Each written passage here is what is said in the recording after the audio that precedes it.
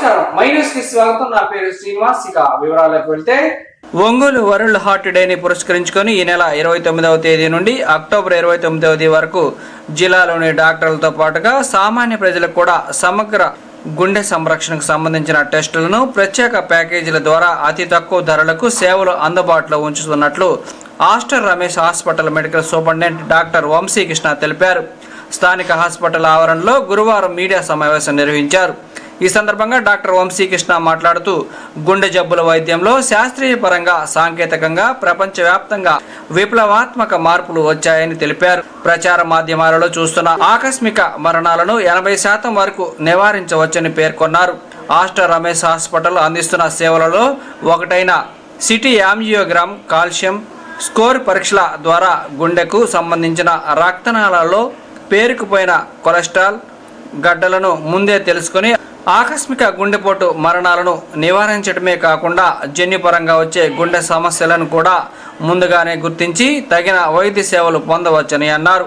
Hospital cardiologist doctor Cinthol Kumar మాట్లాడుతూ world heart day పురస్కరించుకొని హాస్పిటల్లో 8,200 విలువైన కార్డియాక్ హెల్త్ ప్యాకేజీని కేవలం 2,500కి అందిస్తున్నామని అన్నారు. అలాగే 18,000 విలువ చేసే కరోనరీ యాంజియోగ్రామ్ ప్యాకేజీని కేవలం 9,000కి అందిస్తున్నామని అన్నారు. అంతేకాకుండా 13,000 విలువ చేసే సిటీ కరోనరీ యాంజియోగ్రామ్ ప్యాకేజీలు కేవలం 7,000కి అందిస్తున్నామని అన్నారు.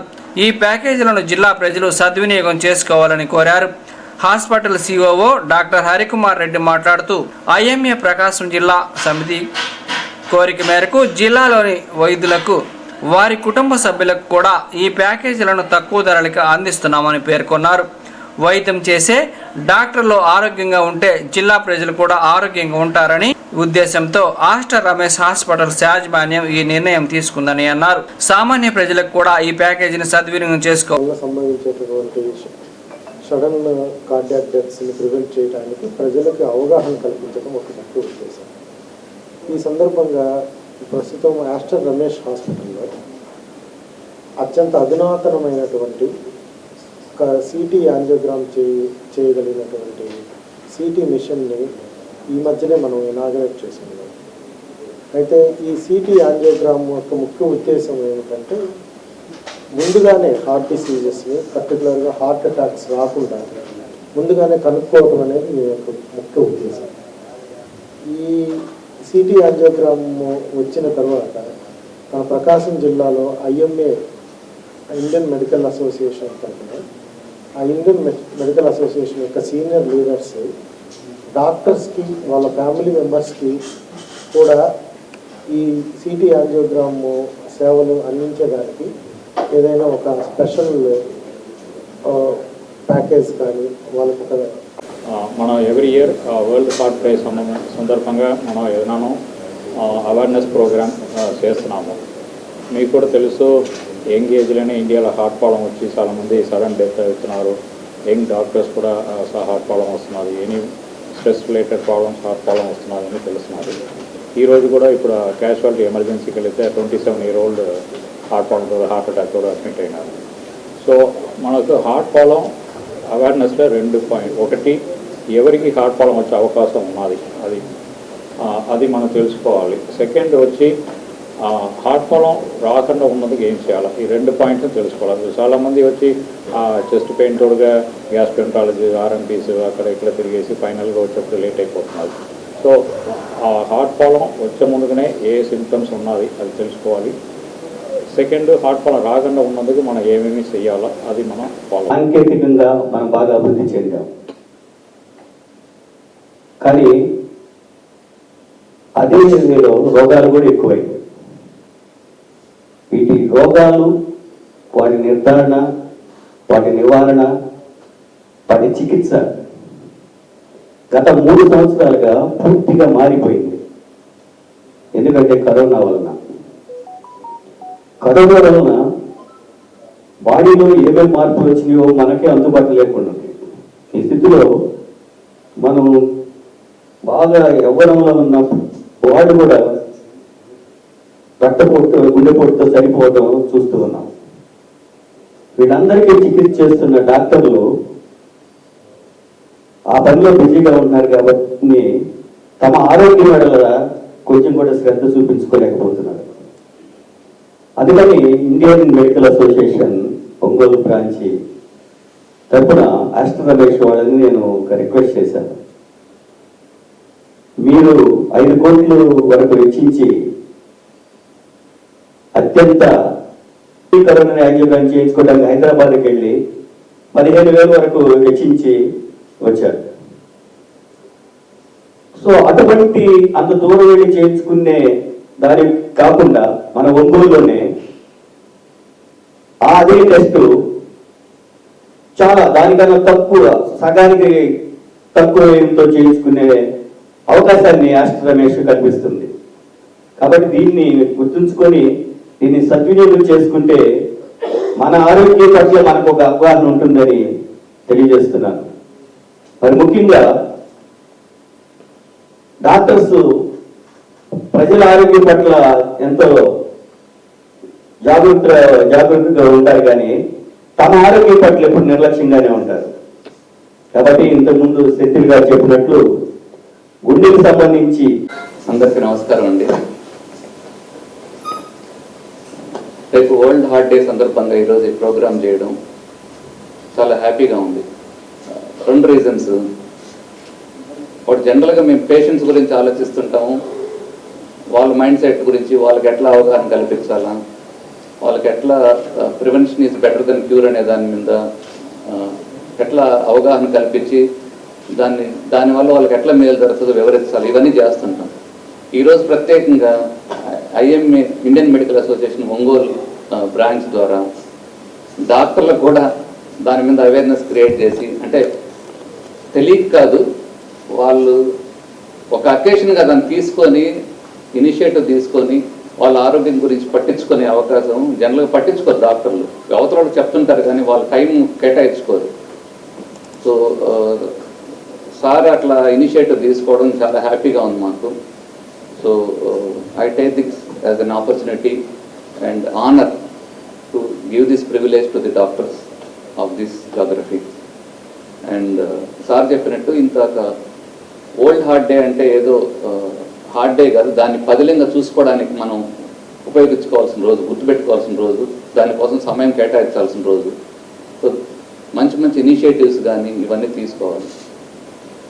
అండ్ ఆన్ దిస్ అకేషన్ రొటీన్గా యాంజియోగ్రామ్స్ కానీ, సిటీ యాంజియోగ్రామ్స్ కానీ, కొన్ని ప్రివెంటివ్ హెల్త్ చెకప్స్ కానీ ఆల్మోస్ట్ హాఫ్ ది ప్రైస్కి ఈ హార్ట్ డేని పురస్కరించుకొని ఎక్కువ మందికి అందుబాటులో ఉంది. వరల్డ్ హార్ట్ డే సందర్భంగా ఒంగోలు సత్యనారాయణపురంలోని అమృత హాస్పిటల్లో డాక్టర్ కేశవ్ ఆధ్వర్యంలో మీడియా సమావేశం నిర్వహించారు. ఈ సందర్భంగా డాక్టర్ కేశవ్ మాట్లాడుతూ నిత్యం గుండె జబ్బులతో బాధపడుతున్న ప్రజలకు, పేషెంట్లకు పలు సూచనలు, సలహాలు తెలియజేశారు. అలాగే ధూమపానం, మద్యపానం, చెడు వ్యసనాలకు దూరంగా ఉండాలని సూచించారు. ఈ సందర్భంగా world heart day heart day అనేది గత 23 సంవత్సరాలుగా వరల్డ్ హార్ట్ ఫెడరేషన్ మరియు వరల్డ్ హెల్త్ ఆర్గనైజేషన్ 2 సంయుక్తంగా నిర్వహిస్తున్నాయి.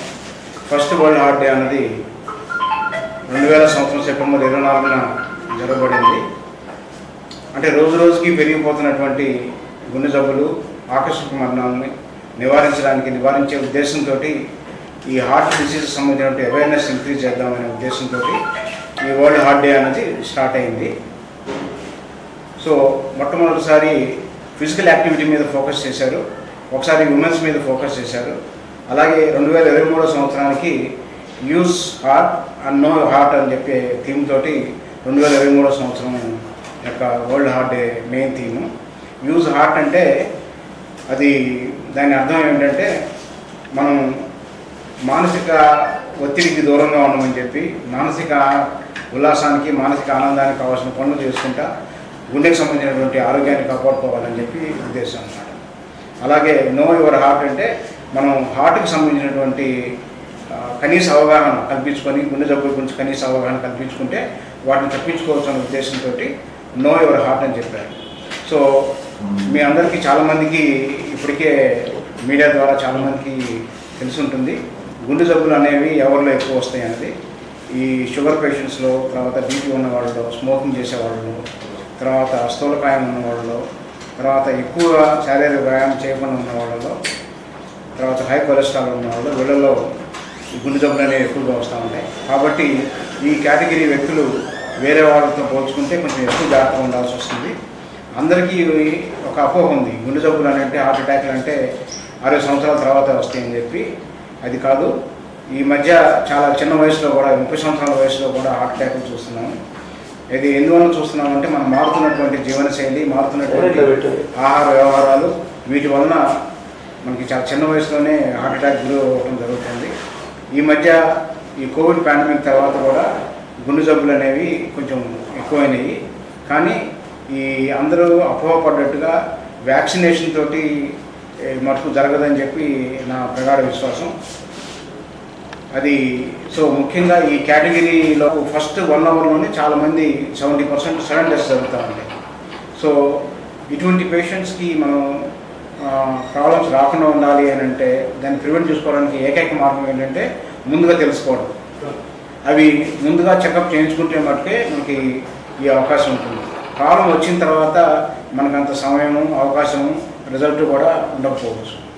తర్వాత ఈ మధ్యకాలంలో వార్తల్లో మనం తరచూ వినేది, చాలామంది ప్రముఖ వ్యక్తులు ఆకస్మిక మరణాలకు గురవుతున్నారని ఎక్సర్సైజ్ చేస్తా. సో దానివలన ఎక్సర్సైజ్ గుండెకి మంచిది కాదు అనే అపోహ ఉండకూడదు. ఎక్సర్సైజ్ అనేది చాలా అవసరం. కాకపోతే అధిక వ్యాయామం అంటే ఏదైనా కూడా అతిగా చేయకూడదు. వ్యాయామం చేసేవాళ్ళు ముందుగా ఒకసారి తప్పనిసరిగా గుండె చెకప్ చేయించుకొని తర్వాత మాత్రమే మన ఎక్సర్సైజ్ ప్రోగ్రామ్ అనేది చూసుకోవాలి. ఎందుకంటే ఒక్కొక్కసారి హార్ట్ అటాక్ రాకుండా కూడా గుండె హృదయ స్పందనలో మార్పులతోటి ర్యాపిడ్ ఎలక్ట్రికల్ ఫైరింగ్ జరగడం వల్ల సడన్ డెత్స్ అవుతూ ఉంటాయి. తర్వాత చిన్నపిల్లల్లో కొన్ని వేరే సపరేట్ కారణాలు ఉంటాయి హార్ట్ డెత్స్ జరగడానికి, హార్ట్ డిసీజెస్ జరగడానికి. సో ఎవరైనా కానీ ఈ ఒక్క నొప్పే కాకుండా ఆయాసం కానీ, అలసటగా ఉండటం కానీ, ఇటువంటి లక్షణాలు ఉన్నప్పుడు తప్పనిసరిగా దగ్గరలో ఉన్నటువంటి కార్డియాలజిస్ట్ని సంప్రదించి సరైన టైంలో మనం జాగ్రత్తలు తీసుకున్నట్టయితే ఈ హార్ట్ అటాక్లు, సడన్ డెత్స్ కూడా చాలా వరకు నివారించుకునేటువంటి అవకాశం ఉంది. తర్వాత కొన్ని అపోహలు సామాన్యంగా ఉన్నాయి. అవి ఈ సందర్భంగా నేను కొంత నివృత్తి చేసేటువంటి ప్రయత్నం చేస్తాను. ఏంటంటే ఒక సిగరెట్ తాగితే హార్ట్ అటాక్ రాదని చెప్పి, తర్వాత షుగర్ కంట్రోల్లో ఉంటే హార్ట్ అటాక్స్ రావని చెప్పి, ఇవన్నీ కూడా అపోహలే. షుగర్ కంట్రోల్లో ఉన్నప్పుడు కూడా అటాక్ రావచ్చు. ఒక సిగరెట్ కాదు, సిగరెట్ తాగేవాడు పక్కన ఉన్నా కూడా హార్ట్ అటాక్ రావచ్చు. తర్వాత ఆల్కహాల్ తాగితే మంచిది గుండెకి అని చెప్పి కూడా కొంత అపోహ ఉంది. అది కూడా సరైనది కాదు. ఆల్కహాల్ అనేది పూర్తిగా మానేయాల్సినటువంటి అవసరం ఉంది. తర్వాత ఒకసారి గుండె ప్రాబ్లం వచ్చిన తర్వాత మందులు అనేవి జీవితాంతం వాడుకోవాలి. ఎప్పుడు మానేసినటువంటి పరిస్థితి రాదు.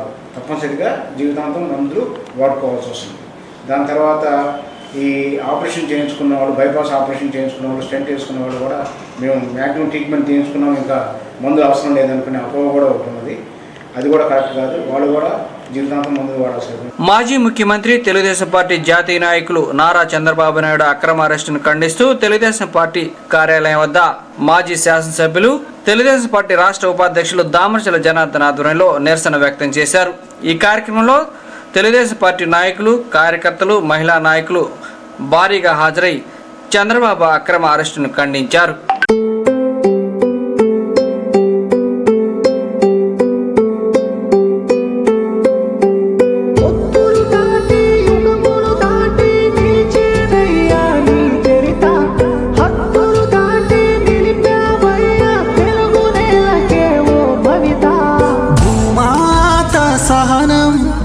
నీలో ఉందయ్యా కొండంత ఓర్పు నీదే లేవయ్యా.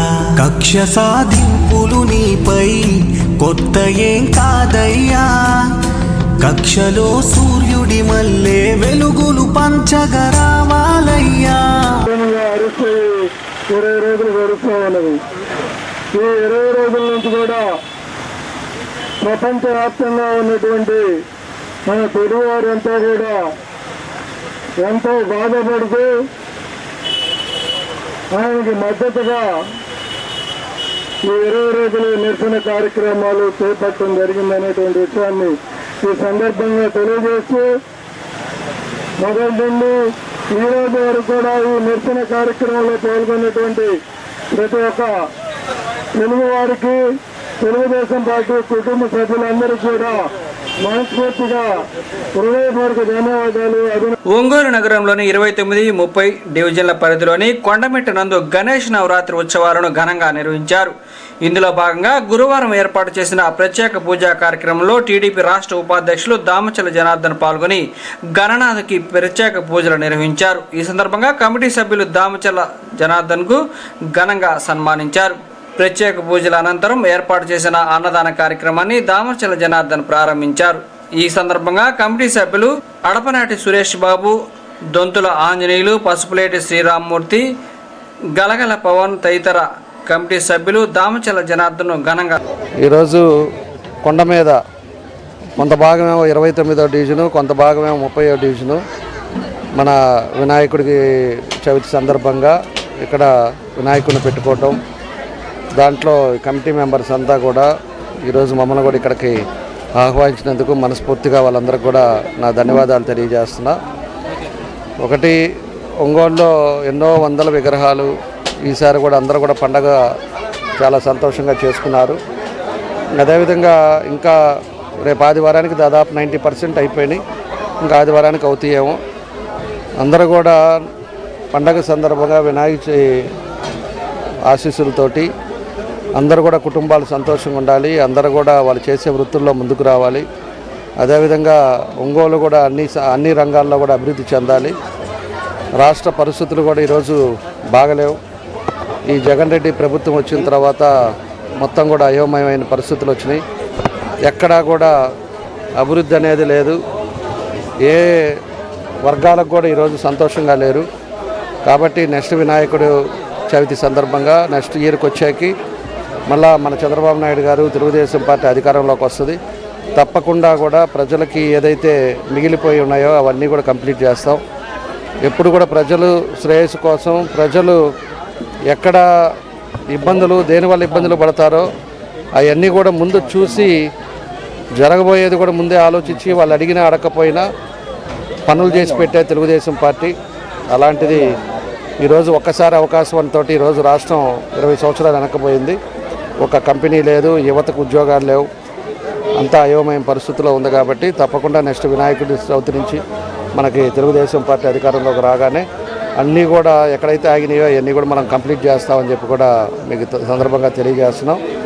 కాబట్టి మన వినాయకుడు స్వామి ఆశీస్సులతోటి అందరూ కూడా సంతోషంగా ఉండాలని మరోసారి తెలియజేస్తూ రోడ్డు 13, 14 ఎన్ఎస్ టాప్ కాలనీలో వేచేస్తున్న శ్రీ వరసిద్ధి వినాయక స్వామి దేవస్థానం దగ్గర ఇది 18వ సంవత్సరం. 18 సంవత్సరాలు బాగా అన్నదాన కార్యక్రమం కానీ ఉభయాలు కానీ అందరు ఇక్కడ మాకు అందరూ సహకరించి మాకు ఈ గుడికి సంబంధించిన వాళ్ళు అందరూ మా చుట్టుపక్కల అందరూ 13 కానీ 14 కానీ ఎన్ఎఫ్సి కోట అందరూ సహకరించి సందాల రూపంగా దేవుడు విగ్రహం ప్రతిష్ఠ చేసాము స్వామివారిని. అట్లాగే 18 సంవత్సరాల నుంచి కూడా ఇలాగ సవితి చేస్తూనే ఉన్నాము. ఏ ఆటంకం రాకుండా జరిగిపోతుంది మాకు. అది అన్నదాన కార్యక్రమం కూడా అందరూ సందాలు ఇచ్చి అన్నదాన కార్యక్రమం అందరు దివ్యంగా అందరూ వస్తారు, భోజనం చేస్తారు. 10 సంవత్సరం ఏ ఆటంకం రాకుండా జరిగిపోతుంది. 14 రాజాపానగూడ మరియు ఎన్ఎస్పి కాలనీ కొండమెట్ట నందు ఇచ్చేసి ఉన్న శ్రీ వరసిద్ధి వినాయక స్వామి గుడి నందు గణపతి నవరాత్రుల సందర్భంగా లాస్ట్ 18 సంవత్సరాల నుంచి దిగ్విజయంగా పూజ చేస్తున్నాము. ఇక్కడున్న ప్రజలు చుట్టుపక్కల అందరూ సహకరిస్తున్నారు. మేము ఎప్పుడు చందాలు అడిగినా ఎంత కావాలంటే అంత అన్నదానికి కానీ దేనికైనా ఊరేగింపుకి కానీ దానికి పూర్తిగా సహకరిస్తున్నారు. వాళ్ళ వల్లే మేము ఇట్లా విజయవంతంగా పూర్తి చేయడం అనేది ప్రతి సంవత్సరం కార్యక్రమం. దామచల జనార్దన్ గారు కూడా ప్రతి సంవత్సరం ఇక్కడికి వచ్చి భోజనం చేసి మాకు హెల్ప్ చేస్తున్నారు.